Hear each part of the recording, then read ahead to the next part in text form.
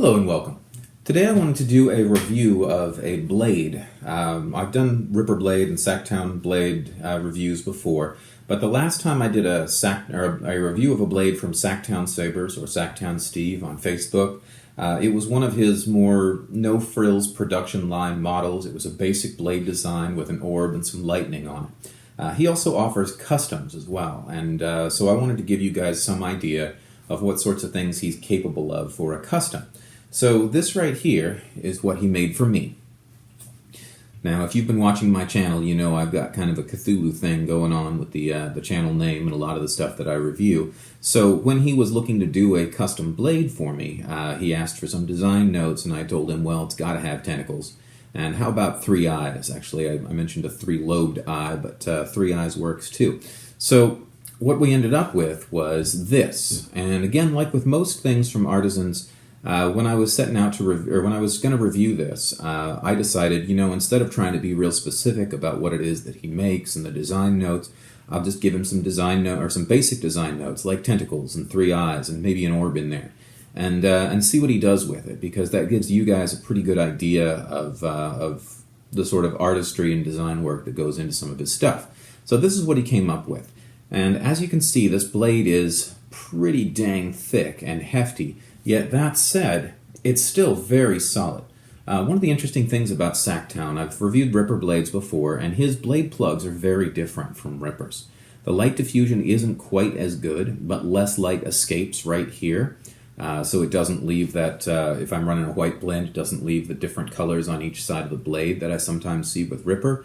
But it doesn't illuminate quite as well as a Ripper because it's flat and it's solid in that blade plug.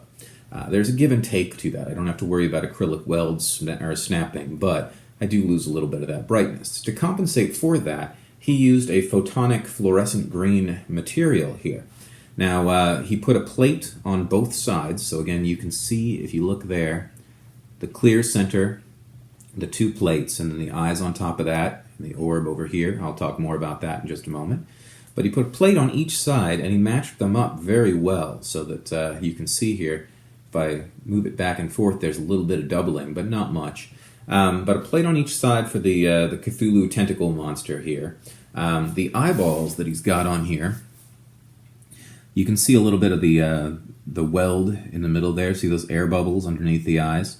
Now that might be an issue in some blades, but since this was sort of an aquatic Cthulhu theme, the fact that it makes it look kind of wet and slimy, I think was just adds to the effect. But the eyes here are cabicons that he ordered, so they're basically like cut glass or gemstone sort of material. And this red and black that he's got there, that's under the weld, so that's between the cabicon and the photonic fluorescent green material there.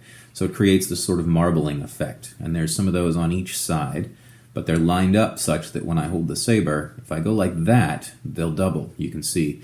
But most of the time, it just looks like 3 eyes.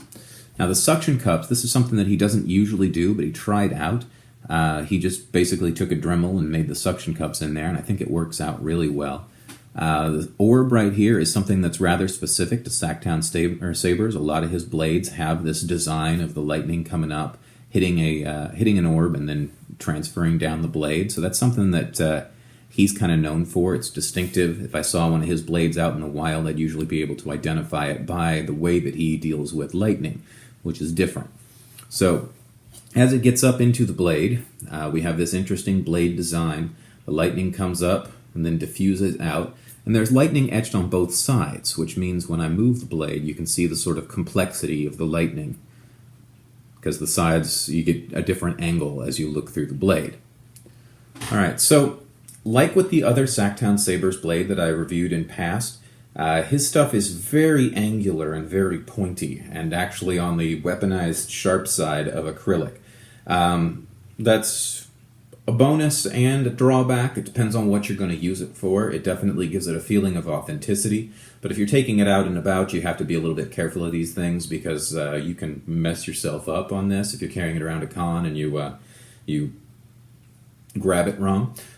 This is also an acrylic blade, like a lot of the others that I've reviewed. So I posted a picture of this online, and somebody said, is that dual worthy? And I had to take a moment to figure out how to respond to that in a way that wasn't snide. Because no, there's absolutely no way that this is duel worthy. You don't take these things out and fight with people with them. You can do some light choreography if you're careful, but mostly this is a decorative display piece and a costume piece. So when you're dealing with acrylic blades, that's something to keep in mind. It's not a combat blade, but it is a very striking art piece, and I love what he's done with this. So let me go ahead and light this up again real quick. All right, and I'll cycle through some colors just so you can see what it does. Okay, there's a blue. So the green pops like crazy, and then the blade goes dark blue. Here's a purple, which is one of my favorites. Just the difference between the yellowish green and the purple, and that yellow gives you some of that watermelon-like yellow effect. You can see notes of the purple in there.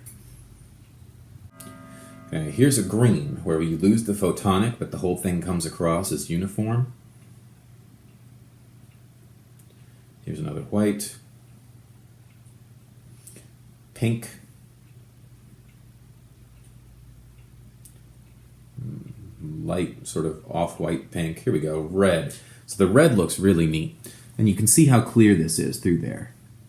Okay, but we've got the photonic just disappears, and so we have the red sea monster that's just a little bit more of an orange red, and then it extends right into the red blade.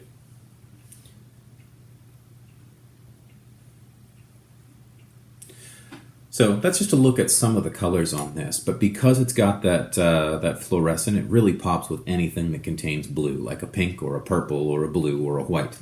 But anyhow, this is a perfect accent to some of my Cthulhu-themed sabers that I have, and so I really love how this turned out. Again, this is a custom job from Sactown Steve, just so you get some idea of what he's capable of.